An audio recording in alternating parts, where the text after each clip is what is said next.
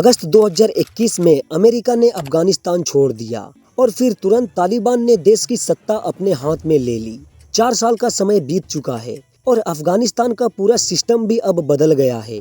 सरकार, एडुकेशन से लेकर सिक्योरिटी तक सब पर अब तालिबान ग्रुप्स का कंट्रोल है। लेकिन इस पूरे सिचुएशन में सबसे बड़ा सवाल यह है, भारत के लिए इन सब का क्या मतलब है? जो काम बीते 20 वर्षों में इंडिया ने अफगानिस्तान के लिए किया, क्या वो बर्बाद हो गया या फिर अभी भी भारत के पास वहाँ एक रोल बनाने का चांस है?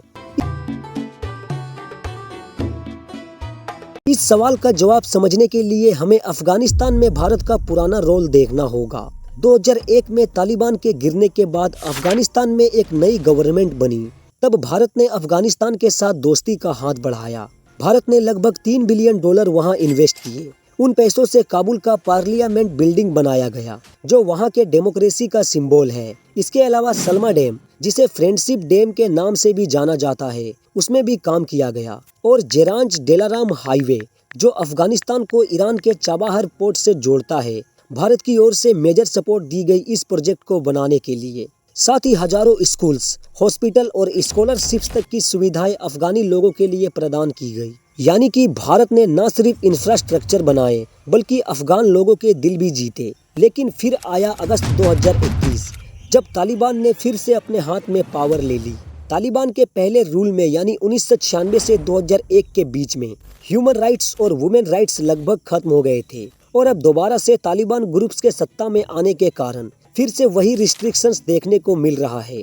पाकिस्तान तालिबान के वापस आने को अपनी बड़ी जीत मानता है, क्योंकि तालिबान उनके लिए सिर्फ एक पड़ोसी ग्रुप नहीं है बल्कि एक स्ट्रेटेजिक डेप्थ है। मतलब अगर कभी भारत से जंग हो या वेस्ट का प्रेशर बने तो पाक अफगानिस्तान के जरिए अपना सेफ जोन बना सकता है। इसी वजह से तालिबान की हर जीत पाक के लिए एक शील्ड के जैसी लगती है। लेकिन इंटरेस्टिंग बात यह है कि आज तक दुनिया के किसी बड़े देश ने तालिबान की सरकार को ऑफिशियल तौर पर एक्सेप्ट नहीं किया है। चाइना और पाकिस्तान तालिबान के सबसे करीबी माने जाते हैं, लेकिन वेस्ट और इंडिया अभी भी इसे लेकर अस्वस्थ नहीं है। यानी तालिबान के आने के बाद सिचुएशन सिंपल नहीं है। सभी देश एक तरह से वेट एंड वॉच कर रहे हैं। अब यहाँ से भारत की परेशानी शुरू होती है।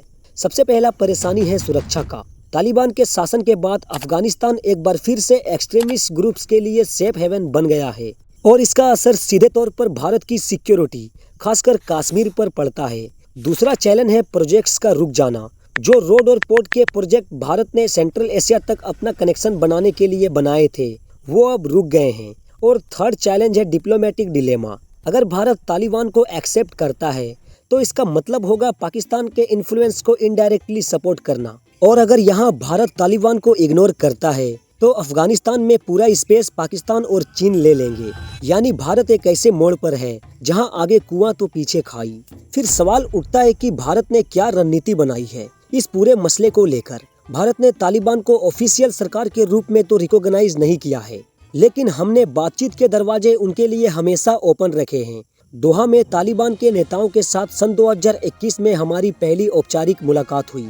इस बैठक में भारत के कतर स्थित राजदूत दीपक मित्तल ने तालिबान के राजनीतिक कार्यालय के प्रमुख शेर मोहम्मद अब्बास इस्टानेकजाई से मुलाकात की थी।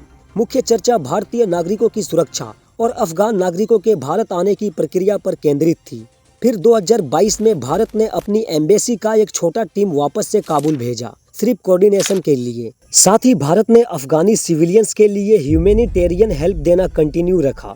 लाखों टन गेहूं भेजा, मेडिसिन और वैक्सीन दिए गए और छात्रों की बेहतर शिक्षा के लिए भी सपोर्ट किया गया। इसके अलावा भारत ईरान के चाबाहर पोर्ट के थ्रू अपना इनडायरेक्ट इन्फ्लुएंस मेंटेन करने के प्रयास में भी लगा रहा।